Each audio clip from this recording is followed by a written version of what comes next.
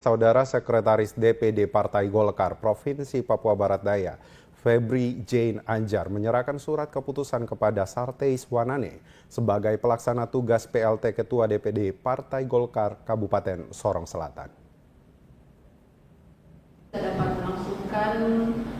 Surat keputusan pelaksana tugas PLT Partai Golkar Kabupaten Sorong Selatan sesuai petunjuk dari DPP Partai Golkar selaku induk organisasi.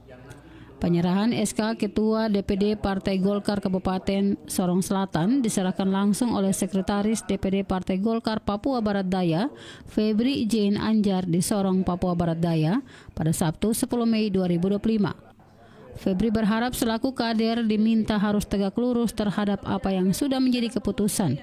Selain itu, penyerahan SK tentunya sudah ada arahan dari DPP Partai Golkar.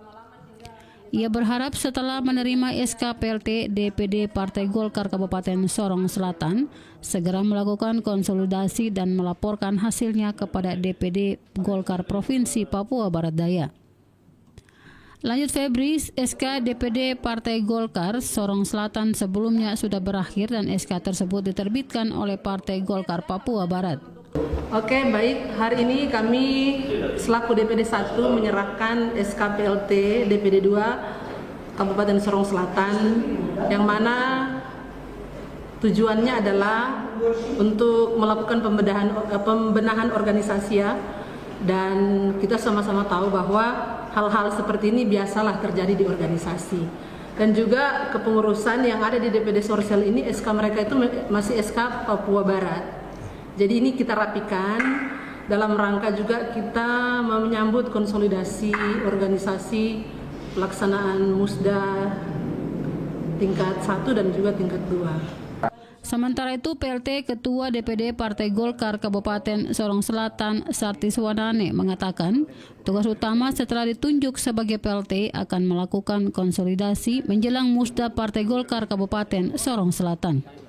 Wanane berharap kepada seluruh kader Partai Golkar untuk bersama-sama tinggalkan perbedaan dan bergandengan tangan mengembalikan kejayaan Partai Golkar.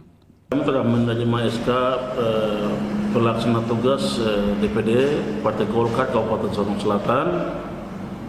Saya sendiri, Sarteis Wanane, diberikan tugas dari DPD 1 Partai Golkar Papua Barat Daya untuk menjabat PLT di sana. Untuk itu saya menghimbau kepada semua kader Partai Golkar, baik yang ada di fraksi bahkan non fraksi, agar mari kita bergandengan tangan untuk melakukan konsolidasi organisasi dalam rangka mengembalikan kejayaan Golkar, dan kita akan melaksanakan tugas-tugas kita untuk mempersiapkan musda DPD 1 bahkan DPD 2 yang akan dilaksanakan di tahun ini juga. Dari Sorong Selatan, Tim Liputan TVRI Papua Barat melaporkan.